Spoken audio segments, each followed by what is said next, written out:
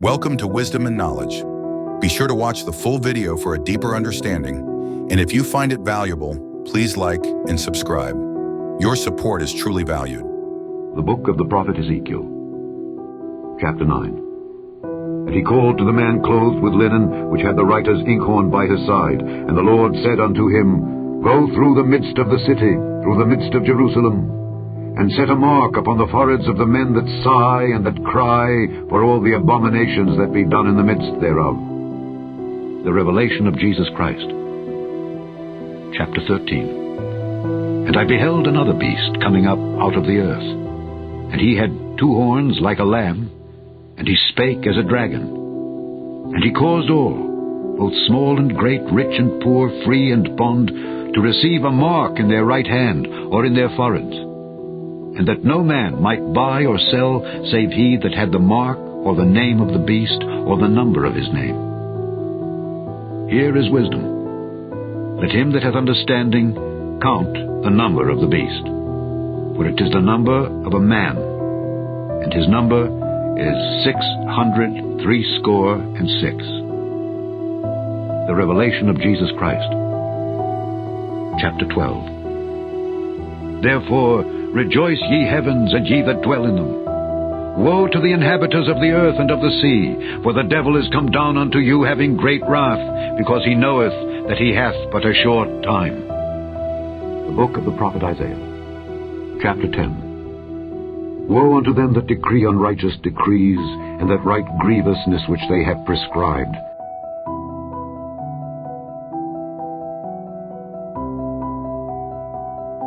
Woe unto them that decree unrighteous decrees, and that write grievousness which they have prescribed. The phrase problem, reaction, solution to describe the most used and the most powerful method of mass, mind and emotional manipulation that has been used on us to advance this agenda. It used to be called the Hegelian dialectic. And I thought problem, reaction, solution would sum it up more succinctly. What it means is that you want to change society in a way that if you did it openly and had a meeting and said, right, well, tell the public this is what we're going to do, you know that you would get a massive public reaction against what you want. So you don't do it openly. You play this technique. Stage one, you create a problem. It could be a terrorist attack, it could be a war, it could be a government collapse, it could be a run on a currency, it could be a credit crunch, rising food prices, rising mortgages. Anything that will give you the opportunity to install the solution to that problem that will advance your agenda. Once you've covertly created the problem, you then tell the people through a pathetic mainstream media the version of that problem that you want the public to believe, i.e. Bin Laden orchestrated 9/11, Lee Harvey Oswald killed Kennedy, whatever.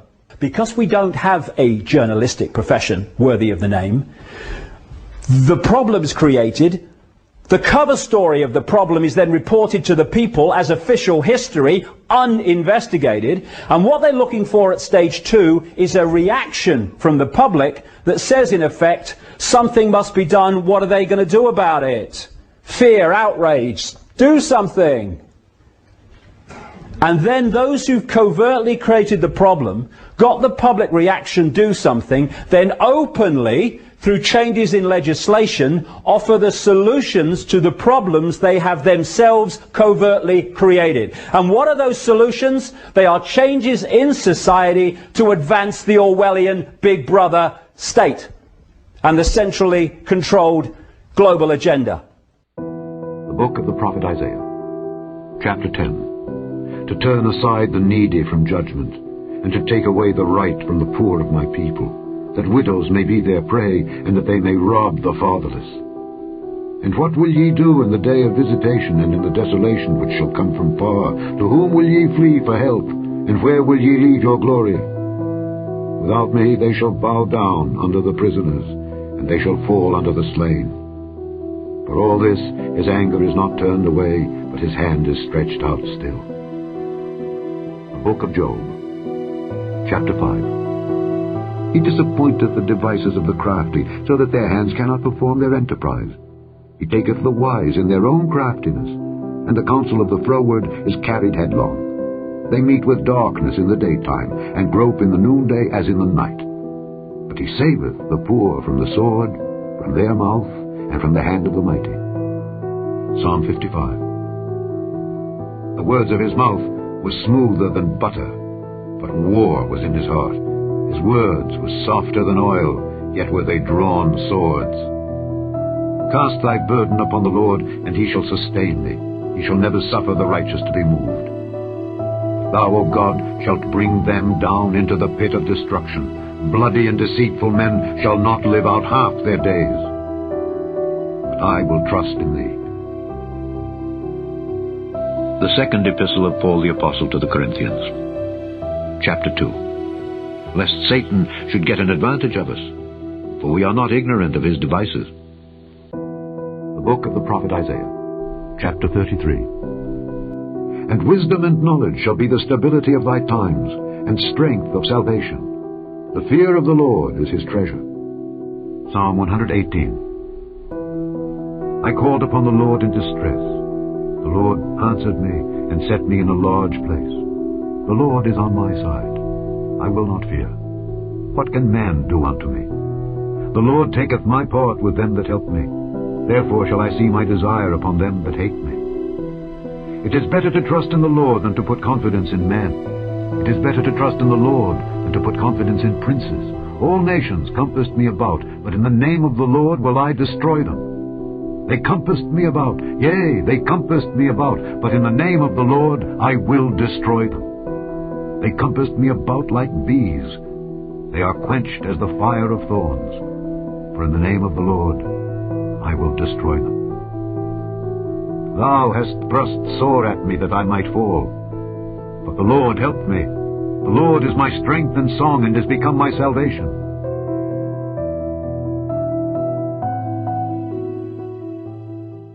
The whole agenda is to create a one-world government where everybody has an RFID chip implanted in them.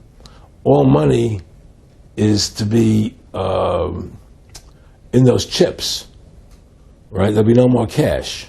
And this is getting me straight from Rockefeller himself. This is what they want to accomplish. And all money will be in your chips. And so instead of having cash, anytime you have money in your chip, they can take out whatever they want to take out whenever they want to. If they say you owe us this much money in taxes, they just deduct it out of your chip digitally. Total control. Total control. And if you're like me or you, and you're protesting what they're doing, they can just turn off your chip. And you have nothing. You can't buy food. You can't do anything. It's total control of the people. And that chip's connected to a database that has your purchasing records, what you do, what you sell. Everything is in there, you know? And so they want a one-world government controlled by them, everybody being chipped, all your money in those chips, and they control the chips, and they control people. And you become a slave. You become a serf to these people. That's their goal. That's their intentions. Eric, can you be specific about when you met Rockefeller, how it happened in these discussions? I met Rockefeller through a female attorney I knew who called me up one day and said, one of the Rockefellers would like to meet you. I had made a video called Mad as Hell, and he'd seen the video and wanted to meet me and knew I was running for governor of Nevada. So sure, I'd love to meet him. And I met him, and I liked him, and he was a very, very smart man. And we used to talk and share ideas and thoughts. And he's the one who told me 11 months before 9/11 ever happened that there was going to be an event. Never told him what the event was going to be. But there was going to be an event. And out of that event, we were going to invade Afghanistan to run pipelines from the Caspian Sea. We were going to invade Iraq, to take over the oil fields, establish a base in the Middle East, and make it all part of the New World Order. And we go after Chavez in Venezuela. And sure enough, later, 9/11 happened. And I remember he was telling me how you're going to see soldiers looking in caves for people in Afghanistan and Pakistan and all these places, and there's going to be this war on terror, which is no real enemy, and the whole thing is a giant hoax, but it's a way for the government to take over the American people. He told you it was going to be a hoax. Oh yeah, there's no question. He says there's going to be war on terror, and he's just laughing. There's no who are we fighting? I mean, why do you think 9/11 happened, and then nothing's happened since then? Do you think that our security is so great here that these people who pulled off 9/11, who were able to, can't knock down another plane? Come on, it's ridiculous. 9/11 was done by people in our own government and our own banking system to perpetuate the fear of the American people into subordinating themselves to anything the government wants them to do. I will conclude with a clip from the movie They Live, which suggests that the plan for the New World Order could unfold this year. One of the devil's most effective strategies is to hide the truth in plain sight, cleverly embedding it into movies, cartoons, and other forms of entertainment under the veil of humor or fiction. This method subtly conditions the subconscious mind to accept these ideas without resistance, while the conscious mind dismisses them as harmless entertainment. The effectiveness of this deception lies in its boldness. People rarely question what is openly displayed, especially when it's cloaked in absurdity or comedy. Satan, the master of deception, uses this tactic as one of his most powerful tools to control and manipulate the masses. To achieve global influence, he and his demonic forces have infiltrated governments, the entertainment industry, and every major institution capable of shaping public perception. Understanding and exposing this manipulation is the first step toward breaking free from its grip, free from the matrix of control that blinds so many to the truth. Our projections show that by the year 2025, not only America, but the entire planet will be under the protection and the dominion of this power alliance. The gains have been substantial, both for ourselves and for you, the human power elite.